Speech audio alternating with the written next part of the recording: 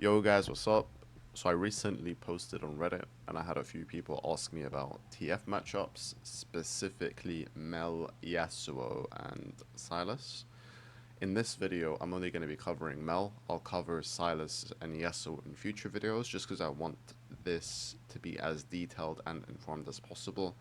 Now, if you're watching this video, I'm assuming that you already play TF and you've run into a Mel and you've struggled. So, first time I played this matchup, honestly, I got stomped the first couple times, but there are a few concepts that once you understand, this matchup becomes a lot more playable, and you can actually play towards your win condition, which is roaming. So the first thing that you have to understand in this matchup is Mel's very high cooldowns. So at level 5, Mel's E has an 11-second cooldown, and her Q has a 10-second cooldown.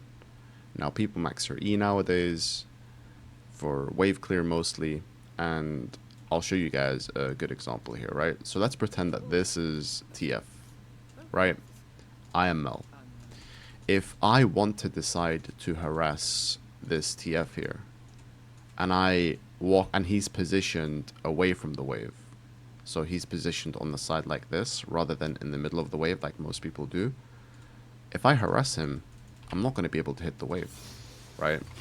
So if I do this, my E isn't going to touch the minions. So always, step number 1 in this matchup is always position parallel and away from the wave.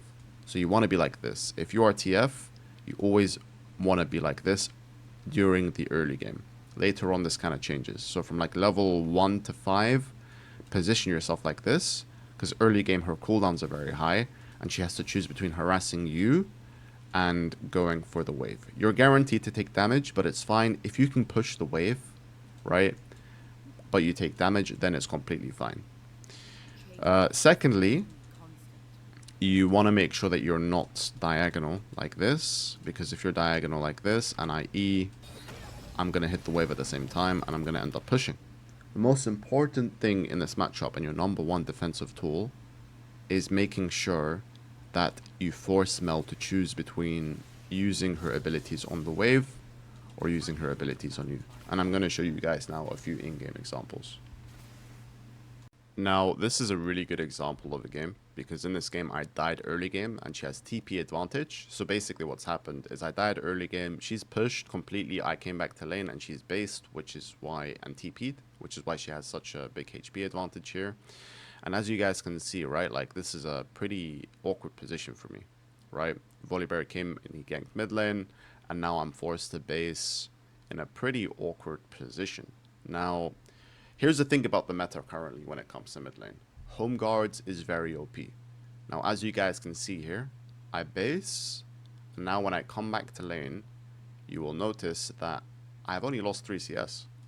And more importantly, Mel is now low because throughout her trades with me, I have traded back, and this is very important to do. You need to make sure that you do trade back when they overstep, right? So look at my positioning here.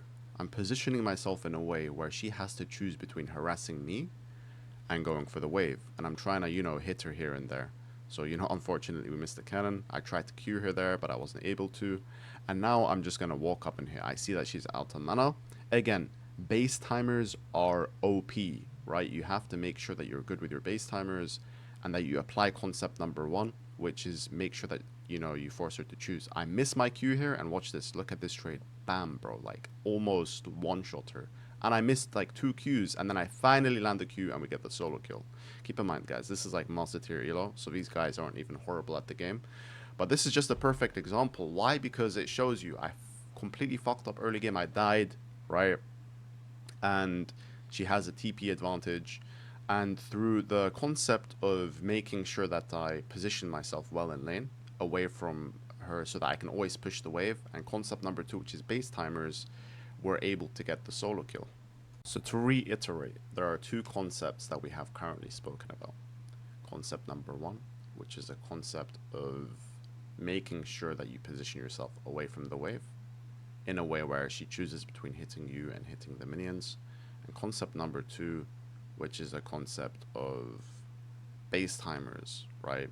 If she decides to harass you instead of going for the wave, you're going to be able to base and come back with home guards, and at maximum lose 1 to 3 CS. 3 CS if it's a horrible base timer, and sometimes you don't even lose any CS if you push the wave before you base. So this allows you to build advantages during the laning phase. The number one priority during this lane is to make sure that you push, right? So you always want to push. You can play Ignite just like I'm playing here. Look at how I'm walking up and I'm pushing the waves here, guys. Like I'm trying my best to make sure that I always have the push, right? Queuing the entire wave. I'm basically forcing her to choose, right? Like, look, yes, she harasses me here. My positioning here honestly wasn't the best. This is not the best example when it comes to how I positioned. However, I can just decide to base here, right? But I decide, you know what, I'm going to try something. I'm going to go for one more wave, and I'm going to see if she fights me here. So I walk up here, and she takes the bait. Watch this. Q auto, another auto ignite. I'll proc the electrocute, and she almost dies. And now she's forced to go back here, right? And this, what I did here is I basically just forced her TP. But as you guys can see, right, you don't have to really use your W when you trade. Now, concept number 3, once you have your catalyst, which is the best thing to do, use your W against her, but just red card her. Now look at this, guys. Watch this. I'm going to Q. Both my Q and my W reflected, and they did 60 damage each.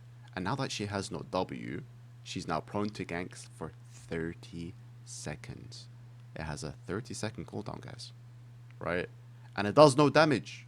So once you have catalyst, just force her W, like walk up and Q the wave, push the wave. If she decides to not contest you, cool, you get to push the wave for free, you don't have to W her. If she contests you, then just W her, but with a red card, and it doesn't even do any damage. Like, who cares, right? Like, that's why I like Catalyst so much, because you can just tank all of her damage, and you can perma-shove waves and look for roams, which is what your goal is as TF. For example, look at this clip here, right? Like, I literally walk up, I Q her, bait her W, and look, I can just tank all of this damage because I have Catalyst. Like, I don't even care. Look at how much I heal every time I use my spells. And then I tell my team, guys, no W. She Qs me. I don't even care. I'm tanking this shit, bro. She wants to E me. That's fine. I'm just going to dodge it. And now watch this. You Q the wave just like this. Red card. The entire wave is gone, right? Like, I don't care about her harass. And I'm positioning myself away from the wave. She wants to hit me. She wants to use her spells on me. That's fine. I'm going to push. And now I'm going to look for plays. So, you know, push the wave, and now I'm spam pinging, let's go, let's go, let's go. And just like that, now we get the free kill. Like, this is literally just how you play TF, right? Like, you just push, and then you look for plays. She wants to sit there and harass you all game. That's completely fine. She can do that. You're just going to roam and just get free kills around the map, right? Just like this. So, after this starts happening, you'll notice that, like, the second that you start hovering your W, a lot of Mels are going to panic, and they're going to use their spells preemptively. Look at how favorable this trade was, right?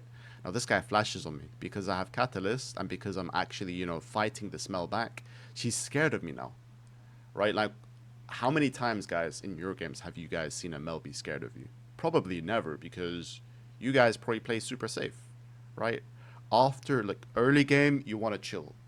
Play the way that I've already spoken about early game, and then once you reach this point where you have your Catalyst, don't be scared. You're tanky. Just like this. Look, she can't do shit to me. I'm just pushing the wave. Now, I'm not playing in her face, even though she's 0-2. I'm not playing in her face. But I'm, you know, pushing the wave and doing what I'm supposed to do with this champion. So, thank you guys for watching. That's it for this video. I just wanted to make it short and concise. I can go extremely detailed, but I don't feel like it's necessary. So, you know, I think if you guys just apply the things that I spoke about in this video, you're going to be fine, right? You're going to end up winning a lot more games versus Mel, and your laning phase will go way more smoothly. The hardest part is the early game, the first 3 levels, and after you get your Catalyst, it becomes very, very easy. If you decide to go Ludens, then it's way harder. I've tried playing Ludens versus Mel, and it was pretty annoying. And yeah, that's pretty much about it. I'm not the best editor in the world, so I'm sorry if this video feels out of place. But yeah, guys, if you guys have any more questions, please feel free to ask them in the comments below. And I'll see you guys in the next video where we speak about Silas.